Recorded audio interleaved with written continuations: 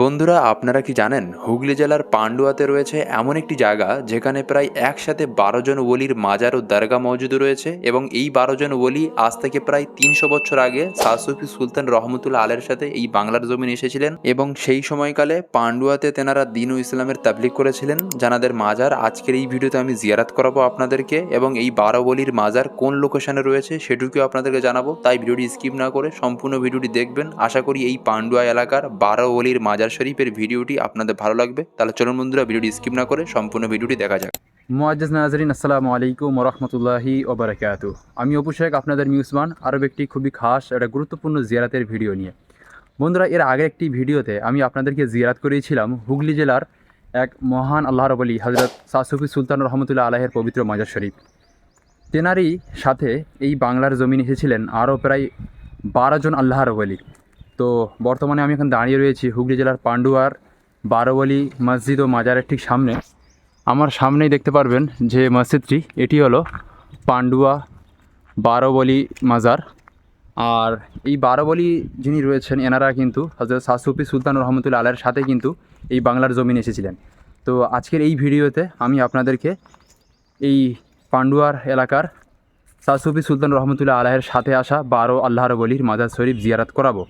তো চলুন এখন মাজার শরীফের মধ্যে প্রবেশ করি এবং কি এখানকার হিস্ট্রি আছে, কতগুলো মাজার রয়েছে, কি কি দেখার জায়গা রয়েছে, সবটুকু আপনাদেরকে এই ভিডিওর মাধ্যমে আমি জিয়ারাত করাই। চলুন ভেতরে যাওয়া যাক।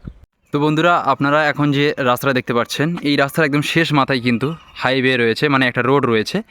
আর ওই রোড থেকে প্রায় ২ মিনিট গেলে হযরত শাহ সুফি সুলতান রহমতুল্লাহ আলাইহির পবিত্র মাজার। আর এটাই হলো হুগলি পান্ডুয়ার বিখ্যাত মিনার। আর এই মিনারের সামনেই কিন্তু এই ১২ ওলি রহমতুল্লাহ আলাইহির মাজার শরীফ রয়েছে। মানে হযরত শাহ সুফি সুলতান রহমতুল্লাহ আলাইহির মাজার থেকে প্রায় ৫ মিনিট পায়ে হেঁটে লাগে এই ১২ ওলির মাজার শরীফে আসতে।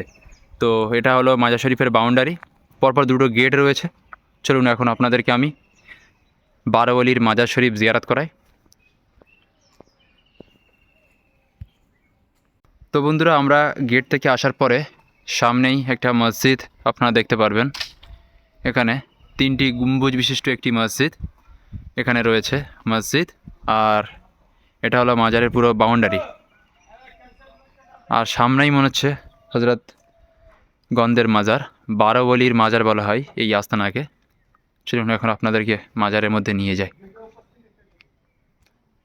এটা হলো মাজারের পুরো চারিপাশ, খুবই সুন্দর লাগছে মসজিদটি।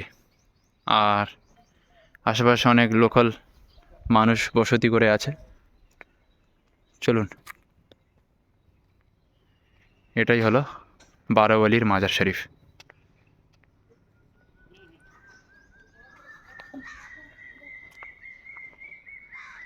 আসসালামু আলাইকুম ইয়া ওয়ালি আল্লাহ। তো এখানে প্রায় ১২টাই মাজার রয়েছে, দেখতে পারবেন। এখানে প্রায় ১২টা আল্লাহর ওলি একসাথে শায়িত আছেন, যারা বাংলায় এসেছিলেন দ্বীন ইসলামের প্রচারে, দেখতে পারবেন। আর ভেতরে একটা মাজার রয়েছে, টোটাল ১২টা। এই ১২ জন আল্লাহর ওলি হযরত শাহ সুফি সুলতান রহমতুল্লাহ আলাইহির সাথে এই হুগলি জেলার পান্ডুয়াতে এসেছিলেন। এবং শুনেছি যে পান্ডুয়ার রাজার সাথে অনেক যুদ্ধ হয় হযরত শাহ সুফি সুলতান রহমতুল্লাহ আলাইহির সাথে, এবং পরবর্তীকালে যুদ্ধই বিজয় লাভ করেন হযরত শাহ সুফি সুলতান রহমতুল্লাহ আলাইহি।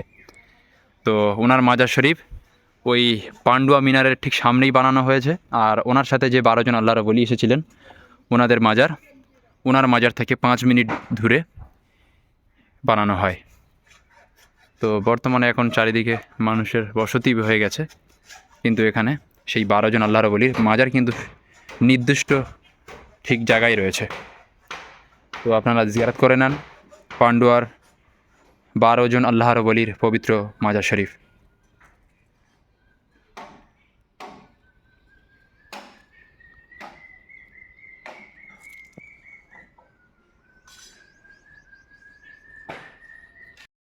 তো বন্ধুরা, আপনাদেরকে আমি জিয়ারত করালাম ১২ ওলির দরগা। আর এই ১২ ওলির দরগা রয়েছে হুগলি জেলার পান্ডুয়াতে। আর এই যে 12 ওলি দরগা আপনারা জিয়ারত করলেন, মাজার জিয়ারত করলেন, এই যে 12 ওলি রয়েছেন এনাদের সম্পর্কে বেশি কিছু তথ্য আমরা পাইনি। কিছু কিছু তথ্য পাওয়া গিয়েছে, যেমন হযরত শাহ সুফি সুলতান রহমতুল্লাহ আলাইহির সাথে এই 12 জন আল্লাহর ওলি বাংলার জমিনে এসেছিলেন দিন ইসলামের তাবলীগ করার জন্য।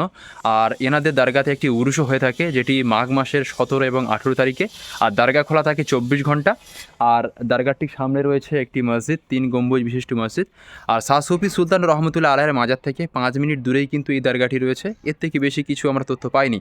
আর আপনারা এই শাহ সুফি সুলতান বা এই 12 ওলির দরগা হিস্ট্রি সম্পর্কে যদি কিছু জেনে থাকেন তো অবশ্যই আমাদের কমেন্টে জানাবেন। এতক্ষণ ছিলাম আমি অপু শেখ, আপনাদের মিউসবান। আবার দেখা হবে এমন কোনো দরগা শরীফের ভিডিও নিয়ে, এবং আপনাদের এলাকাতে এমন কোনো যদি দরগা থাকে অবশ্যই কমেন্ট করে জানাবেন, সেখানে যাওয়ার চেষ্টা করব এবং সেখানকার হিস্ট্রি ভিডিও আপনাদের সামনে পেশ করব। ততক্ষণ সুস্থ থাকবেন, ভালো থাকবেন, খুদা হাফিজ।